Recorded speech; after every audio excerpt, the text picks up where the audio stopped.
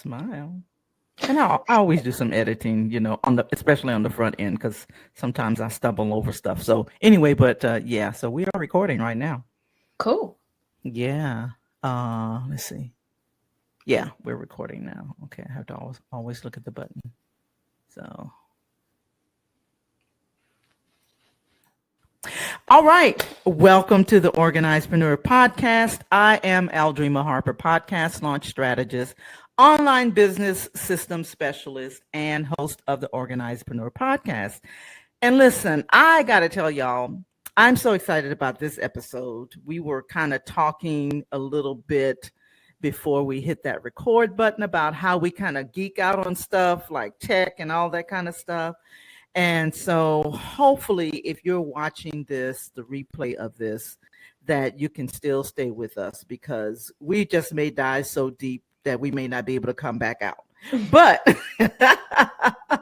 I'm really excited about this call because I am interviewing Tahjma Van Buren, who is an entrepreneur who specializes in search engine optimization for podcasting. Now, she does some other things as well, but today we're going to be talking about search engine optimization, or SEO, and for podcasters. Now, we met on my networking event, and there was just this instant connection. It was like, girl, I got to have you on my show.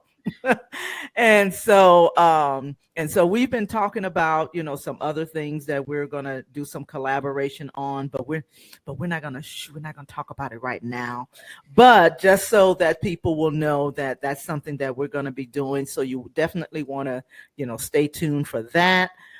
But Tahjma, welcome to the podcast. I'm so excited that you are here. What is going on, my friend? How are you? I am great. Thank you so much for having me. I'm excited. Yes. I'm really excited about the topic, and we're going to get into that, a little bit in just a few seconds. But why don't you, for the sake of those who have no idea who you are, because first of all, they're probably looking at your name and they're probably like, how do you pronounce it? So I'm so glad that I got the heads up on how to pronounce it, but because I just love your name, Tahjma. And of course, she said, it's like Taj Mahal. Yeah. And so, but I'm super excited, about you being on the show. And so tell us a little bit about, yourself, where you are, what you do, how do you serve others, that kind of thing. Sure. I am Tahjma Van Buren. I am based in North Carolina. I specifically specialize in search engine optimization. And that's specifically helped me in podcasting, because you can have a podcast, you can have it edited really well, but then how do you get other people to listen to it? So that's where a lot of that came from. I've been building websites since I was like 12 or 13. And I started in my podcast journey because I wanted to do blogging, but then YouTube and social media really started taking such a huge leap into what was going on in our world, and people didn't want to read anymore. So how do I get people to hear what I'm saying? And how do I cultivate community for myself? So that's where a lot of this comes from.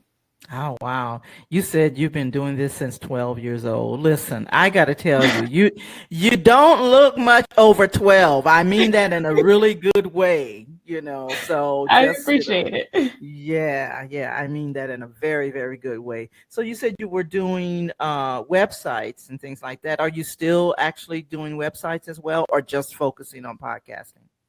So I do anything in the realm of digital marketing, because search engine optimization is kind of the backbone of all of that, which puts me in a space where I'm writing blogs for other people, producing podcast episodes, helping people to do their entire website copy. Because if you are going to pull all these keywords out, then you need to be able to use them in the best possible way. So anything in the content realm is what I'm doing. Gotcha. So how is that going right now? Because there's, all of these buzzwords, right? Mm-hmm. Like, content creators, content specialist, content, content used to mean something else. Like content Yeah. used to mean like there's this bucket and there's content in it, but, it's definitely, the definition has evolved, over the years. But so how is that going? Like I know you serve, podcasters and you do websites. Is there a specific type of client that you serve? I love service providers, particularly. My entire family has grown up I've been around businesses, I've been around service providers my entire life. And the thing that's been consistent with them is, how do I stay in my craft and get other people to recognize that I exist? Whether that was a tax professional or my mom is an event planner and a coach, how do I get people to know I exist? So I love being able to kind of just take that piece off of their plate, as far as, you don't have to post on Instagram all the time. Let me handle that for you. You don't have to figure out how to optimize your entire website. I can handle that for you so that you can stay in your particular zone of genius. Yeah, I love that. Now, so you did I hear you say that your family, you have a family of entrepreneurs as well? Is that what I just Down heard? to my 15-year-old sister. You know those little Wow. those dots, the diamond dots, I think they're called, where you can make like a little picture of whatever you want it to be, and they produce with these little dots. Ah. She's been doing those for a while, down to she was asking, okay, well, I want to send this picture off to the website. How do I make sure that I can get as many of these as possible? Because I'm doing all these chores, doing all this work in order to get this money. And I said, okay, well, why don't you figure out how to make it yourself? And she went and did this whole thing to figure out how to make it herself. So she's doing a lot of that information now. Wow, I absolutely love that, because when you it really piqued my interest when you said, you have a family of entrepreneurs. And because when you have that example in your life, it's like, that's all you see. It's like, I don't know how to do anything else but be an entrepreneur. Now I can say for myself, I didn't really have that, but I knew that it was something that I wanted to do, because even as you said, your sister, at the age of 15, my first entrepreneurial endeavor was like when I was in junior high. But it was something that just, that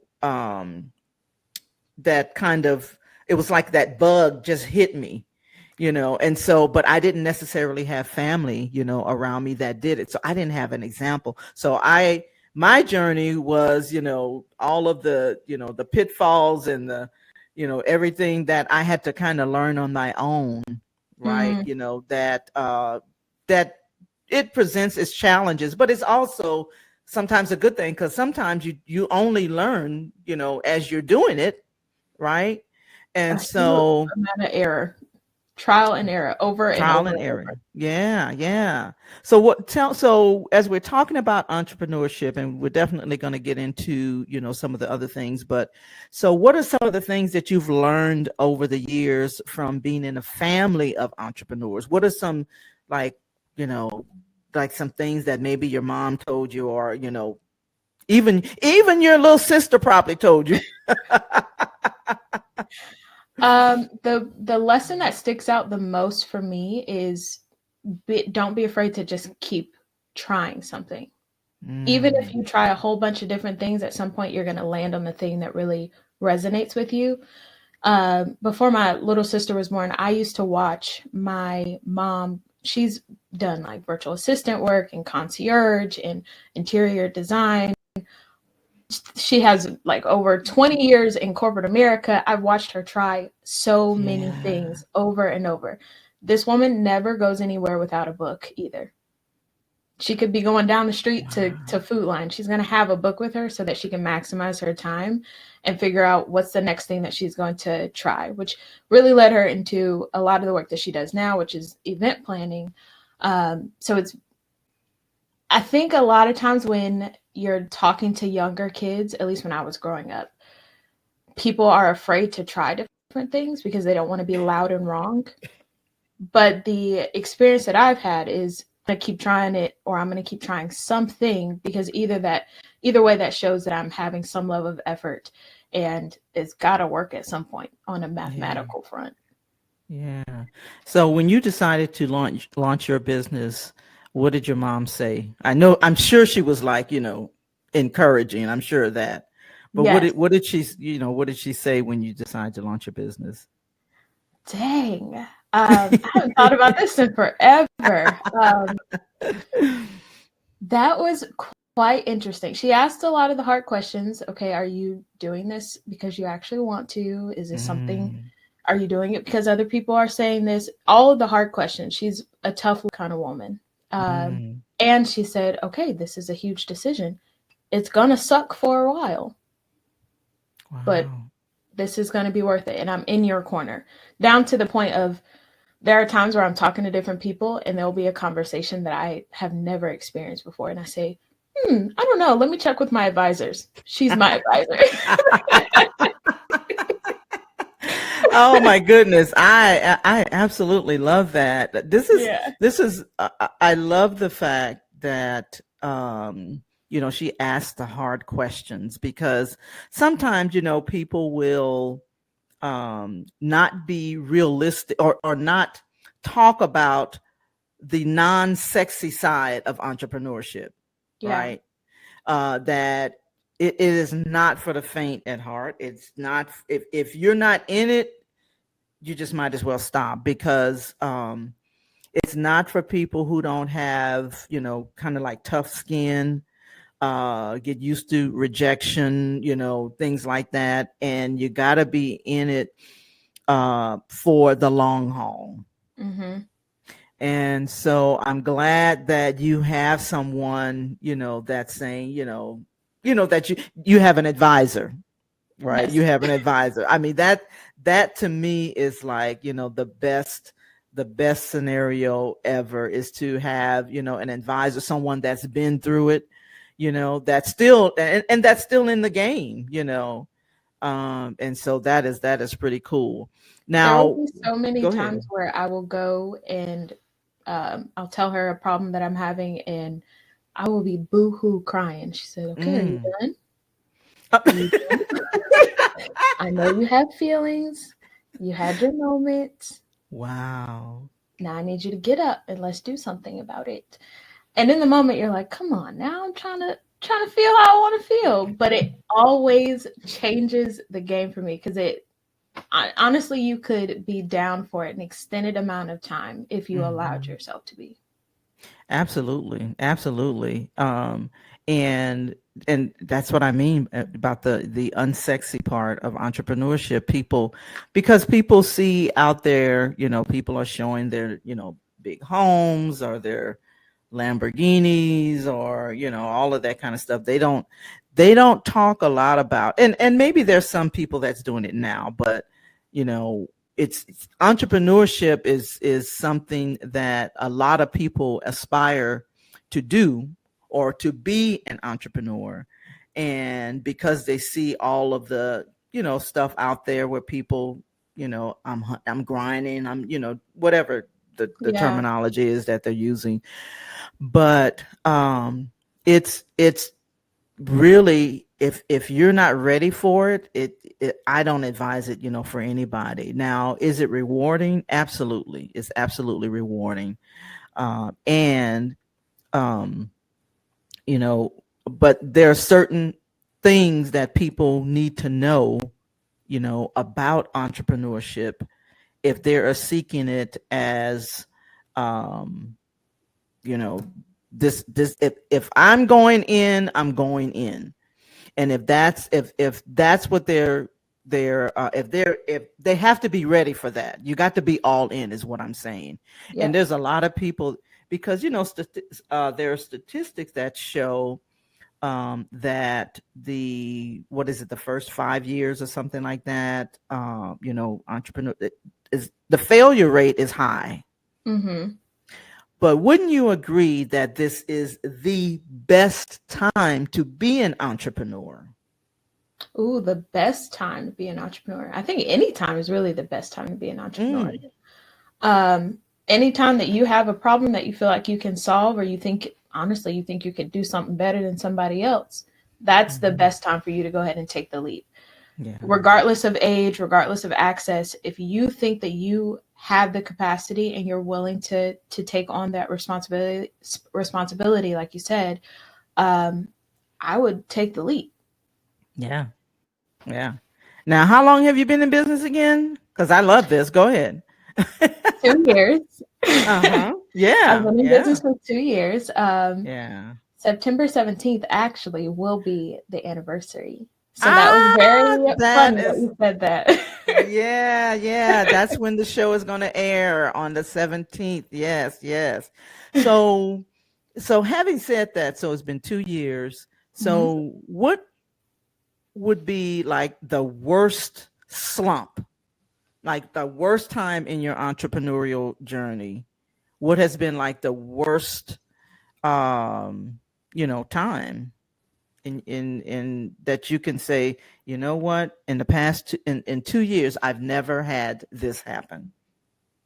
Can you think of anything That has happened already. that has happened? Yeah, that has happened. I think there is a phase, from what I can tell, I've experienced it and I'm watching other people go through it. I Mm-hmm. think there is a phase that most entrepreneurs go through where they start comparing what they're doing to other people and almost Mm-hmm. mimicking other people's services. Mm-hmm. And that's as long as you want it to be. But it's a hard curve to go under. Specifically for me, in a space where, unfortunately, on the web development side of things, there's a lot more. There's not as many people that look like me that do this kind of work, Mm. from what I Gotcha. can tell, anyway. Mm-hmm. So if you start comparing yourself, I remember I was looking at other people who do digital marketing or do podcast work or anything of that nature, and I was like, okay, well, that seems to be working for them. Let me try that.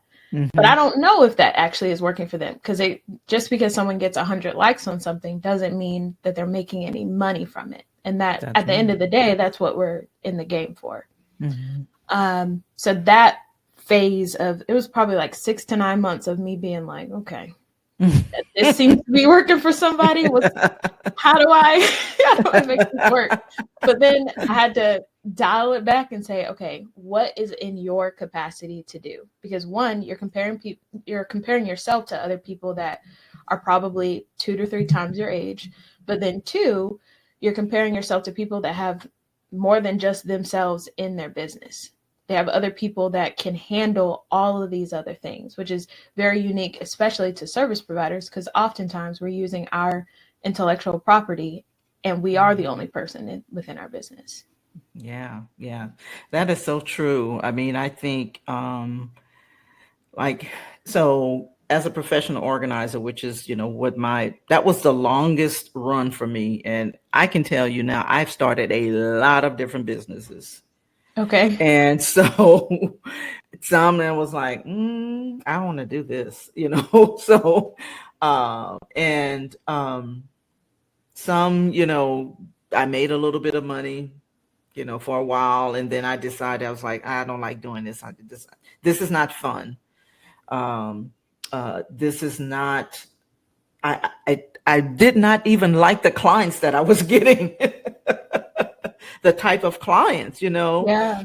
And so, and I think that's definitely something should look at, when you are starting.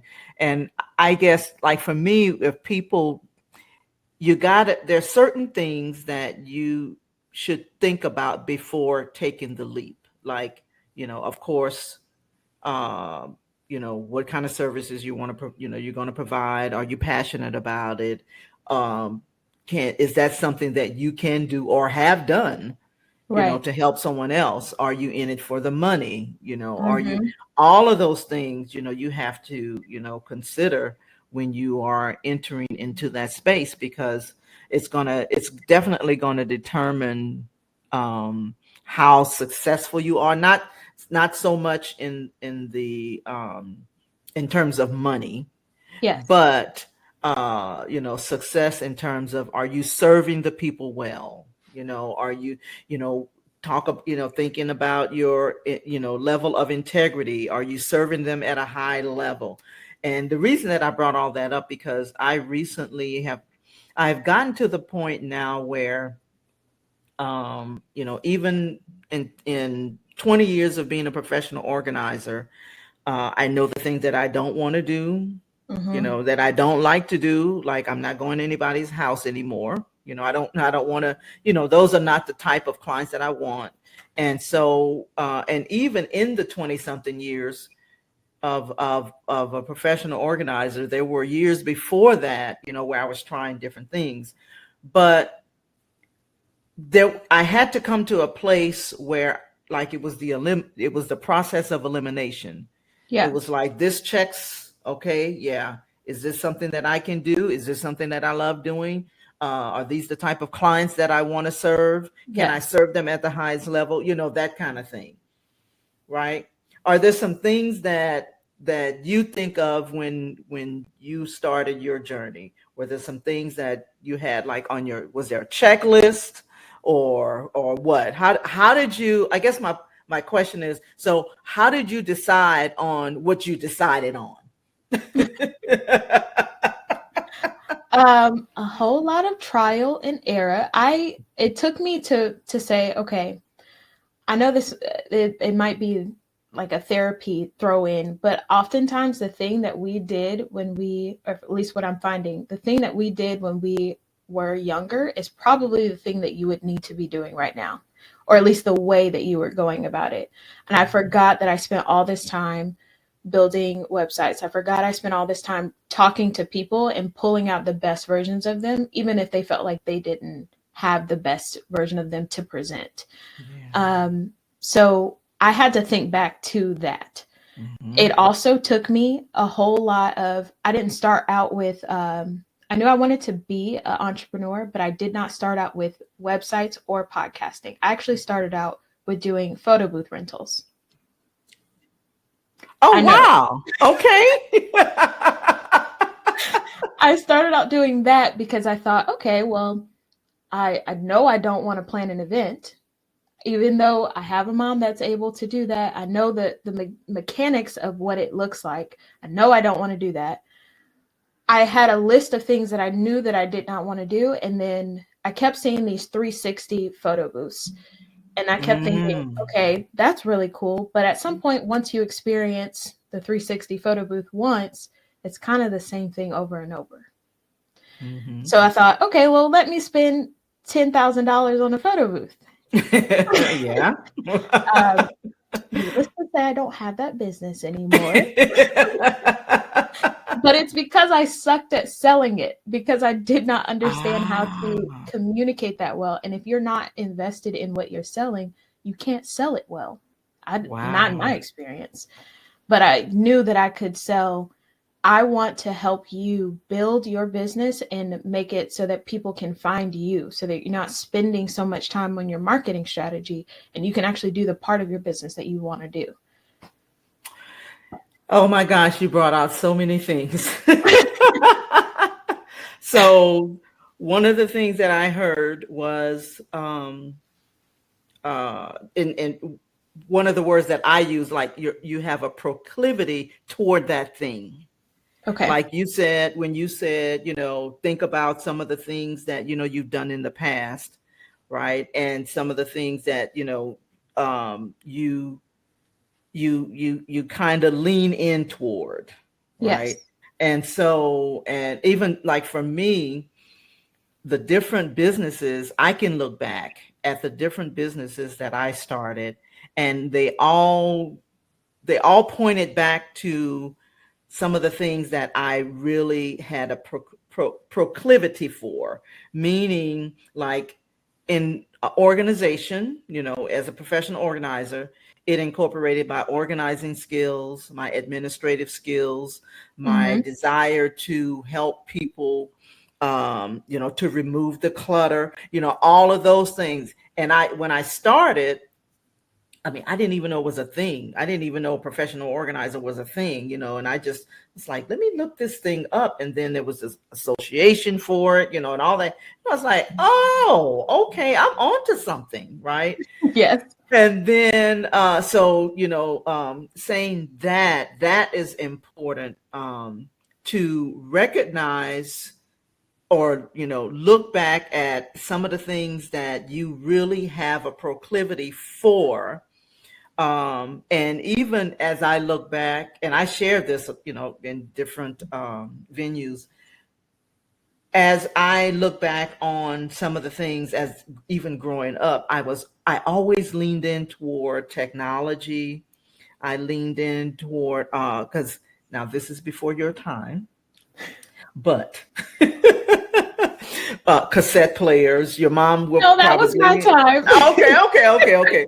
Anyway, I used to have a cassette player in my car, but I loved installing them, right? Oh, okay. And so I had this thing about electronics and tech stuff, and I used to take apart like a transistor radio because I wanted to see what was inside and see how things work. And so I was really, most of my life I've been like in a kind of a male dominated arena, most of the time. And so when you said that, it made me think about, the things that I always had this proclivity for. It was like, these were always, I don't like to cook. So I'm not going to, you know what I'm saying? So, Yes. those things are really important. That's, my point. That's my point, is that it's very important to look at those things.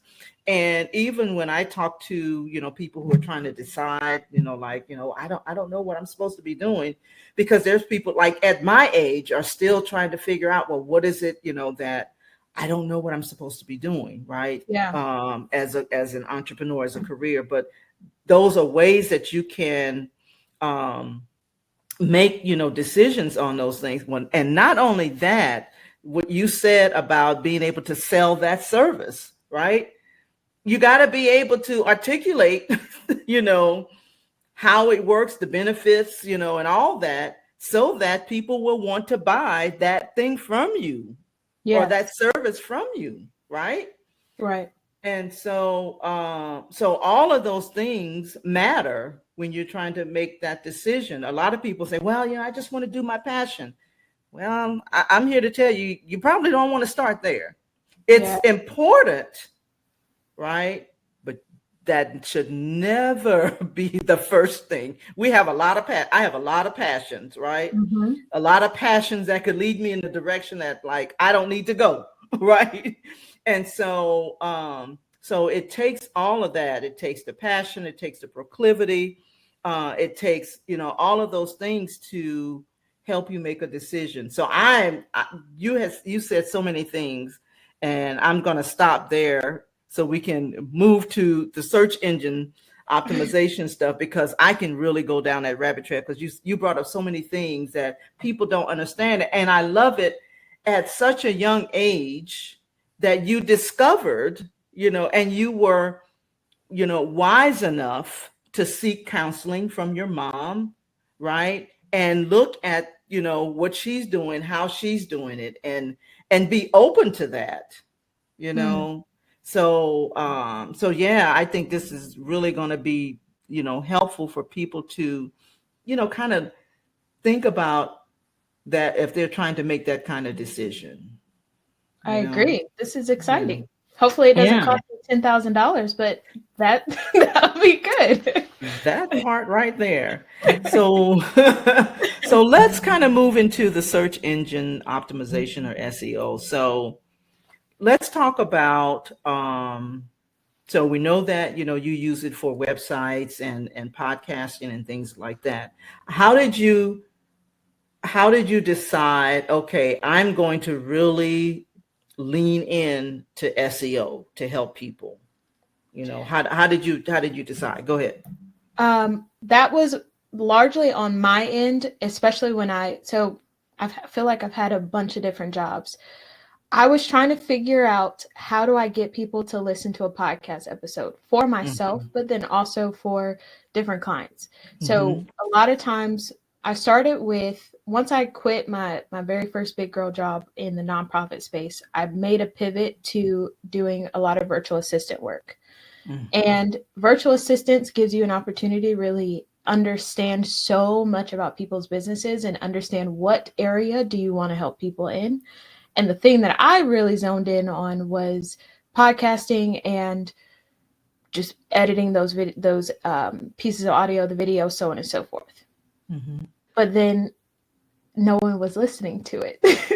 So I had to figure out, okay, what's going to get people to actually listen to this episode. So I went on a deeper dive and realized some of the things that I was learning when I was, again, 12 or 13, or actually what was search engine optimization. So I started absorbing all of this information. SEO, a lot of times, or it does start with your website, but it can go into such a nitty gritty of just your podcast episode title. Is that a searchable thing? At its basis, it's, can people find this information? Yeah, absolutely. And I think, because I was actually just talking to my clients, we had a group session yesterday, and I was telling them that if we don't get the title and the description of the podcast right, nothing else is going to work. In other words, they're not going to find you, because they're not looking for Aldrima, right? Nobody knows Aldrima. And Right. so it's like, it's because a lot of people come to me and they want to know, well, what kind of equipment, do I need? They want to know, is, the right microphone, and, all kinds of things, and I say, that is not where we're going to start.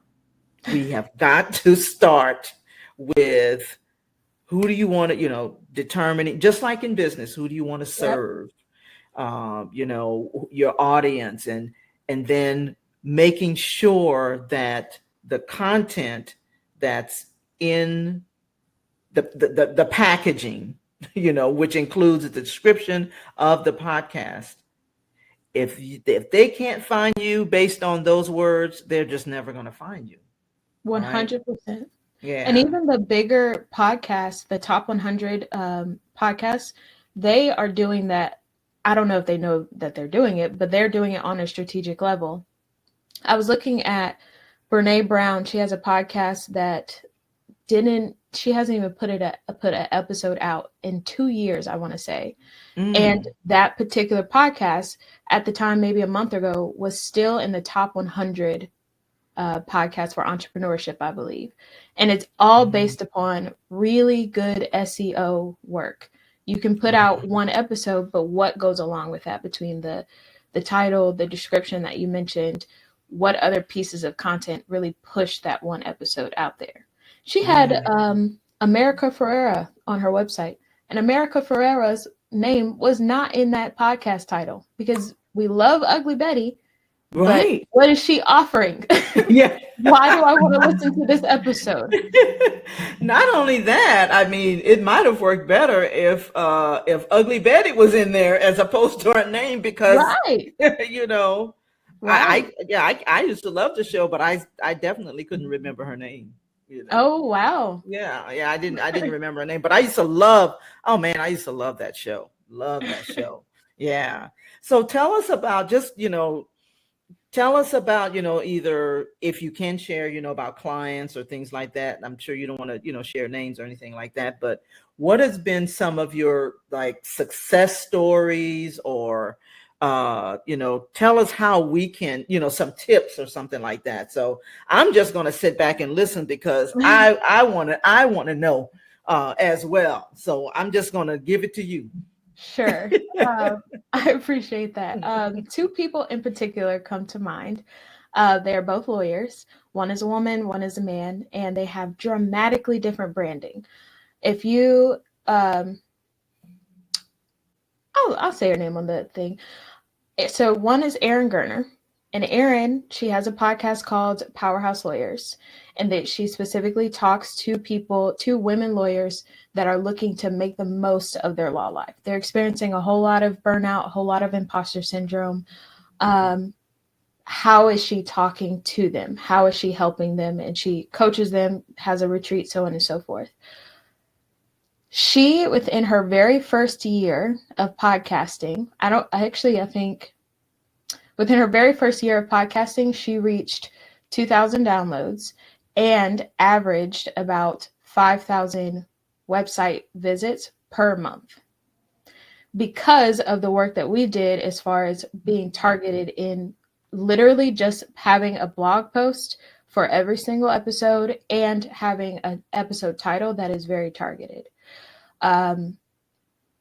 Whenever you see her push out a particular episode, her little funnel is episode goes out on Tuesday. You're going to have a LinkedIn newsletter that then gets copied and pasted. The exact same information gets copied and pasted onto her blog post. You didn't have to spend all this extra time creating completely different pieces of content. And that has dramatically changed the way that she works. Her own ads are in her podcast episodes, and that's been incredibly helpful. Her open rate in her emails are a reflection of that as well. So this is a content ecosystem that you're creating. People are able to find your information. If they're looking for information about women experiencing imposter syndrome, she's going to pop up. Women lawyers experiencing imposter syndrome, she is one of the people that are going to pop up because she uses that language over and over and over throughout her content and throughout her website. The other part is she did a really good job even before I came along. Whoever built her website was really good at putting a bunch of different pages in there.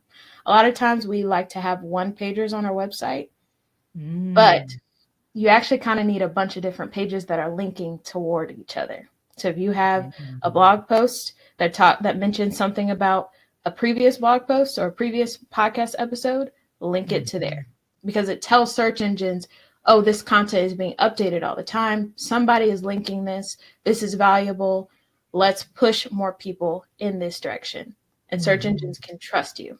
So that's been incredibly helpful on her end. And that's not even a whole overhaul of what she could be doing for her podcast. Then Gary, and I love talking about Gary particularly because his information is very unsexy. He is also a lawyer. He also coaches lawyers. I don't know what's going on with the lawyers, but they're in an analytical mind. They need some help, but then they also have people that are wanting to capitalize on the information that they have. At first, when I saw his information or saw his podcast episodes, I didn't get it. But then when I slowed down to really understand, his podcast episodes, the episode titles are not sexy at all as far as catchy or making people double take. They're very straightforward. You want to know how to beat overwhelm or beat the what is it called? The billable hour. This is the episode for you. I'm not playing any clickbait. I'm talking about the billable hour here.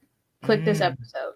I'm talking about how this person switched their law firm to only focusing on family law. Click this episode. He's going to talk about how exactly he did that particular thing. So overcomplicating our topics is probably one of the worst things that you could do for search engine optimization. They're the two people that I think of the most because they're doing it very, very well. Wow. That's really, I was, as you were saying that, I was a couple of things that I, had written down. So, the first client, you were saying she has her own ads in her podcast. I get people asking me about how do I get sponsorship, right? And I'm always like, you sponsor your own stuff. Yep. And because I was even reading, because you and I talk about newsletters and stuff like that on podcasting. And I was even reading, this might have been a few months ago, where there was one particular platform that was actually stopping. They were discontinuing allowing people to have those sponsored ads in their episodes, and I don't remember if it was they were discontinuing it, but what they were saying was that people are so tired of those sponsored ads in episodes. Like when you look at like YouTube, like you could be watching something on YouTube and it's like you just interrupted something. I had leaned in on it, you know. And so, but yeah, so, you know, sponsoring, you know, your own episodes and your own podcast, and you can do it in a way where you just kind of you lead into it, or you casually mentioned it. You mentioned, you know, if it's a topic, you know, something that you're talking about, and you say, well, and by the way, this is something that I always teach to my clients, you know, if you're interested in that, you know, you can go to blah, blah, blah, you know, that kind, and then you keep on with the content. Like by the time they figure out, you just plugged your own ad in there, you're already gone. Right. And they already have the item that you wanted them to have. Exactly. So I think, you know, a lot of people, you know, are always, you know, that's one of the, I don't know, do you get that question a lot about, you know, how can I get a sponsor? Yeah. Because a lot of people, especially as entrepreneurs, we want to figure out what's the return on investment for something like this. And it's a lot of upfront work to have a podcast for your business. Yep. No exaggeration there. But your podcast is like the billboard that you own by yourself, and you're able to push it out there over and over and over. And not to mention, it offers an opportunity for, if you were to get a whole bunch of downloads at one time, you've already shown other businesses what it looks like to have an ad from you. So they're not having to figure out, okay, well, I want to get her to talk about this piece of, I don't know, mop. What is that even going to look like with her talking about that thing? Well, I showed you this. This is the breadth of example that I can do, because of course I'm going to pitch myself and my stuff better than anybody else's. Imagine what I can do for yours. Yeah. I love that. I absolutely love that. Now, you also mentioned, you know, about blog posts and things like that. And so, I definitely get it with the blog posts, and it's a lot easier to do those now, especially when you repurpose content. Now, before because I am not a blogger, I do not, you know, even profess that I am a writer, you know, per se. So I used to always associate that, you know, when people say, you know, well, you know, you repurpose, or you know, if it's in your blog or something like that, you know, people will find you and that kind of thing.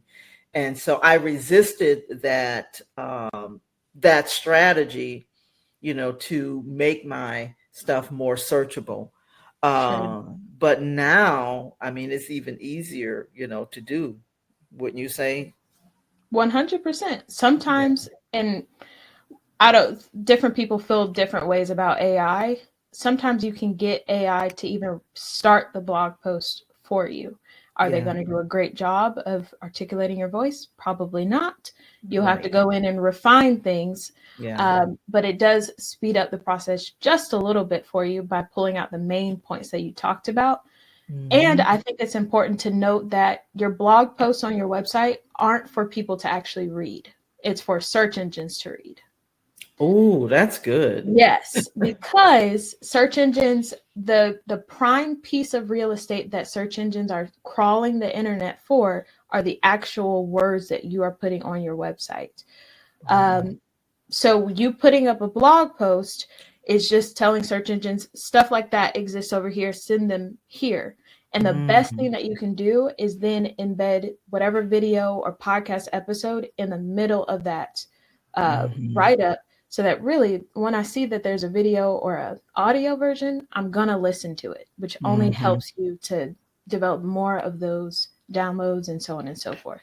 Right. That's what they call the hook. Yes. 100%. Yes. And so, yeah.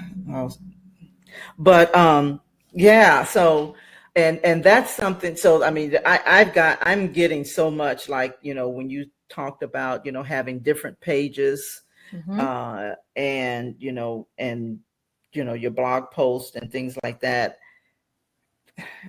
Don't even go look at my website, because it definitely needs help, but because I haven't focused on it, but now it does motivate me to actually focus on that a little bit more, Yeah. as far as SEO is concerned.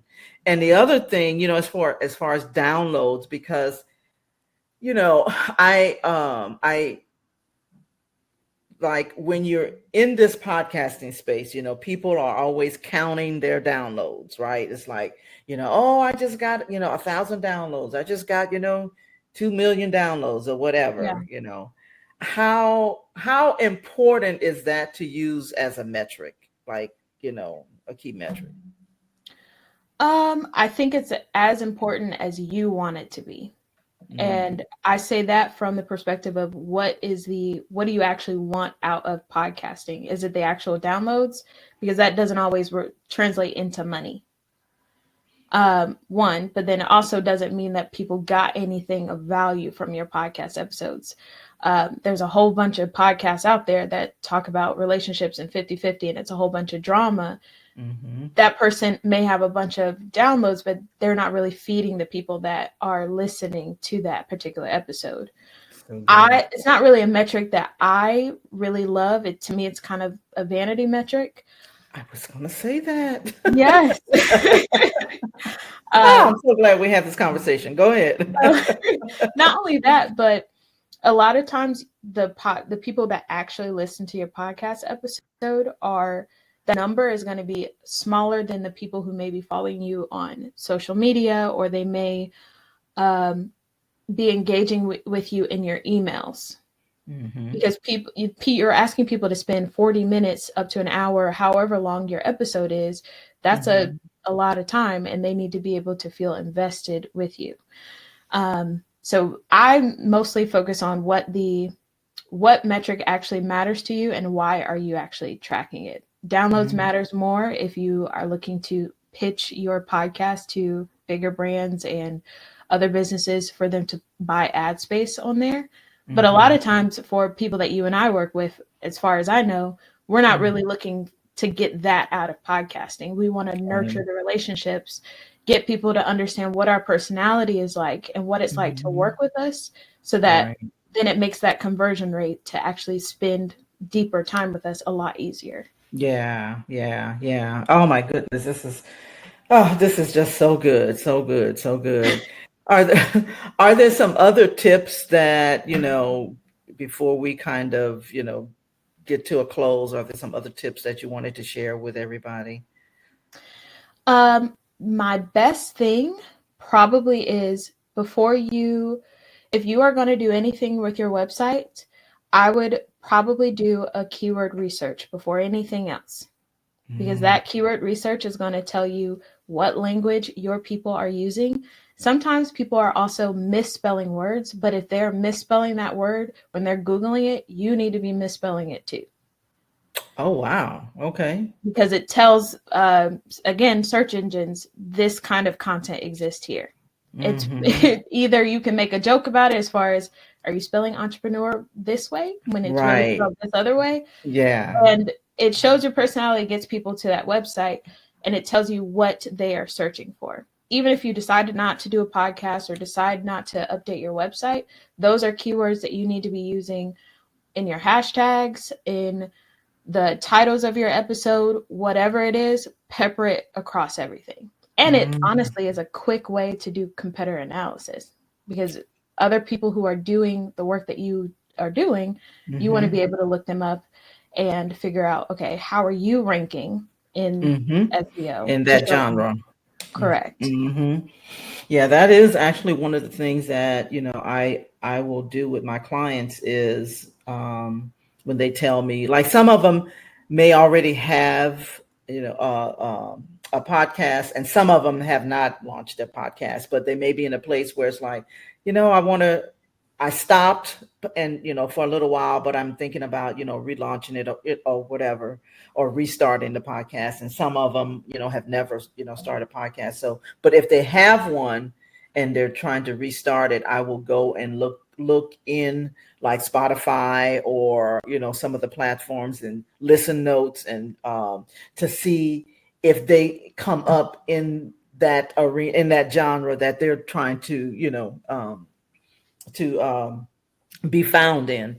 Mhm. And so, and when I did it for mine, and so, and when I did it for mine, I had to go back and tweak a few things because of the word organize.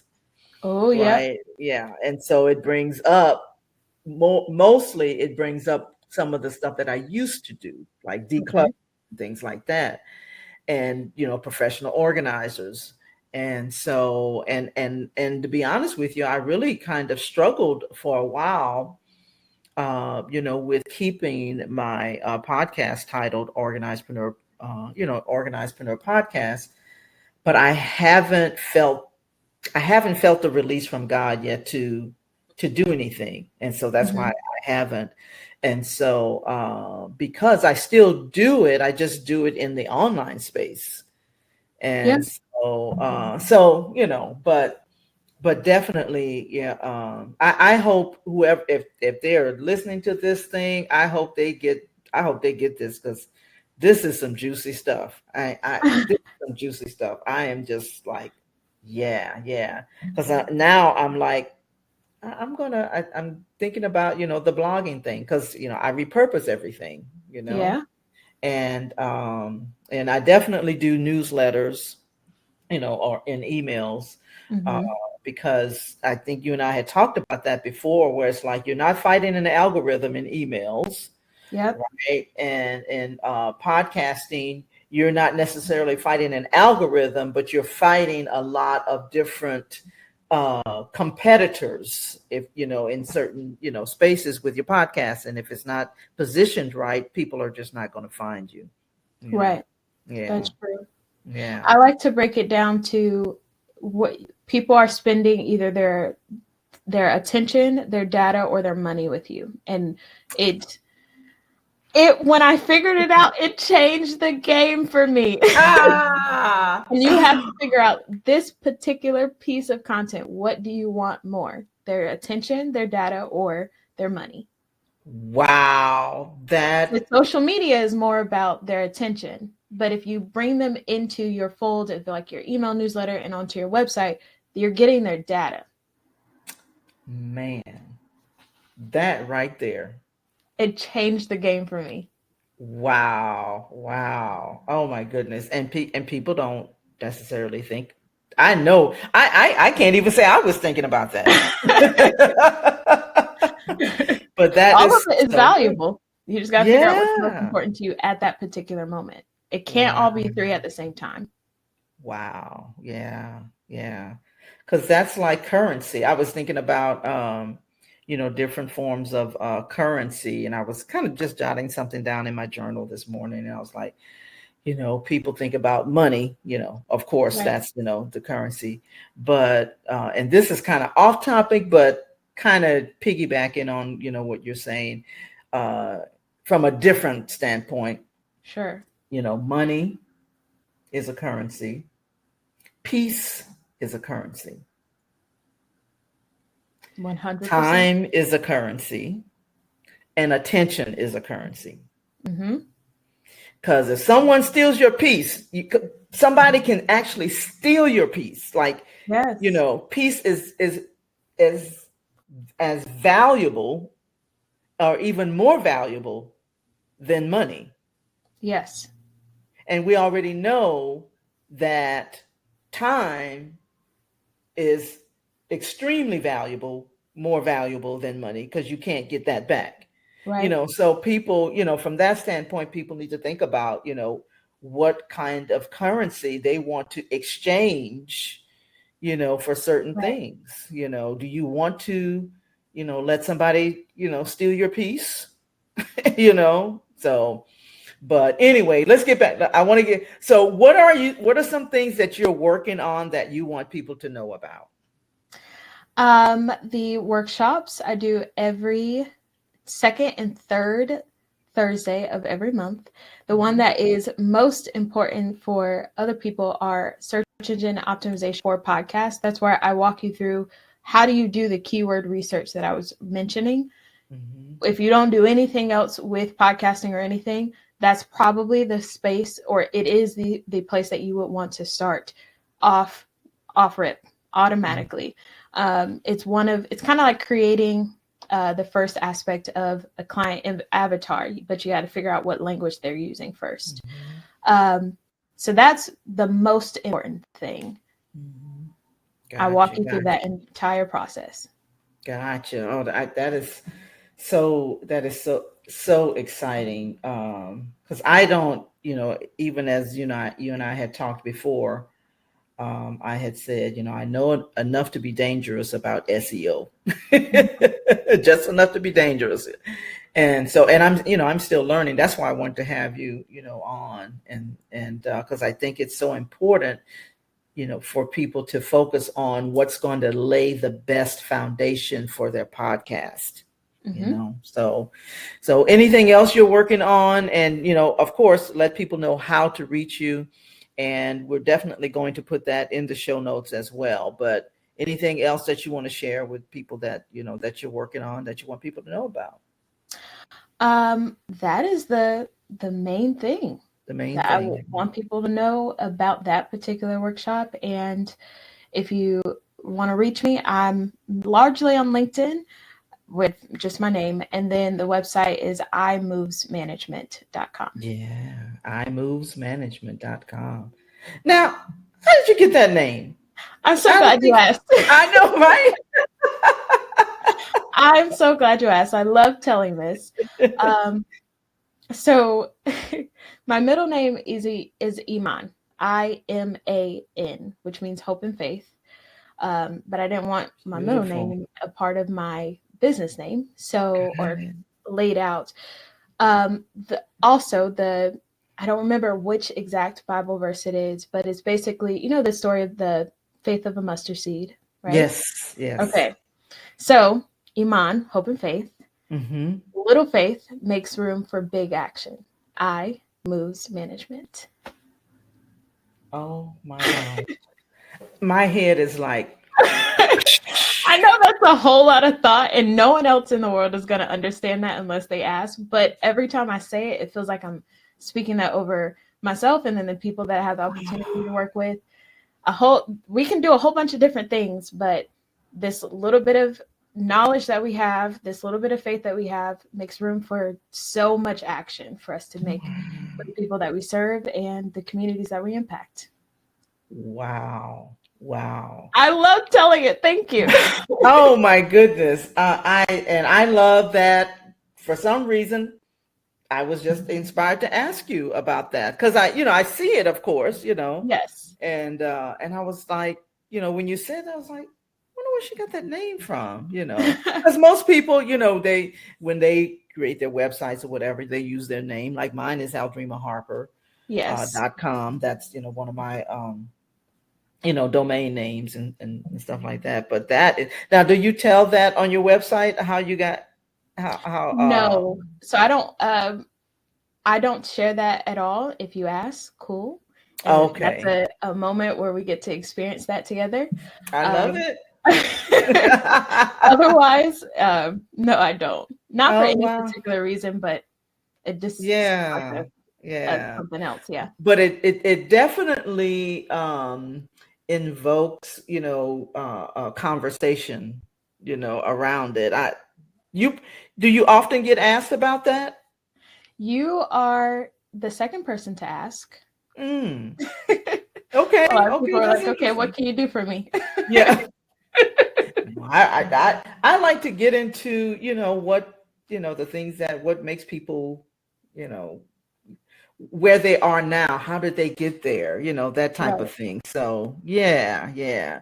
But I am so glad, Tahjma, that that you came on the show.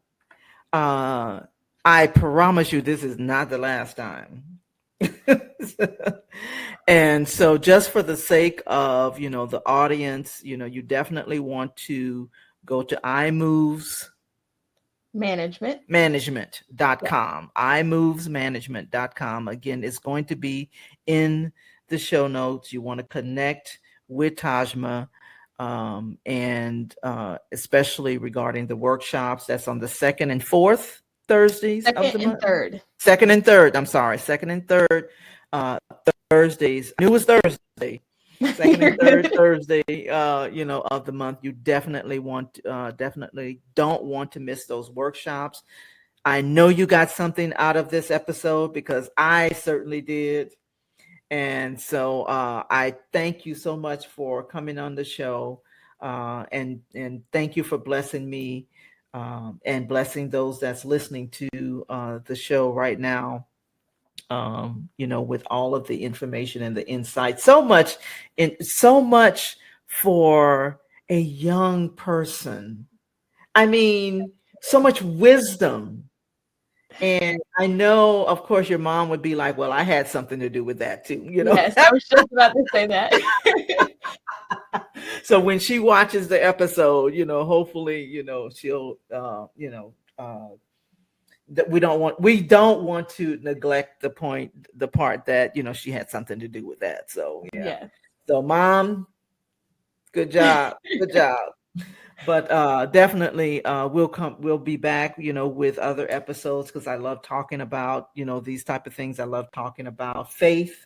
I love talking about entrepreneurship. I love talking about geeky techie things, and all that kind of stuff. So who knows what we'll be talking about next time. So you definitely want to tune in to the future episodes. Thank you all for joining the Organizedpreneur podcast. This is Aldrima Harper signing off for now. Happy podcasting, everybody. Bye.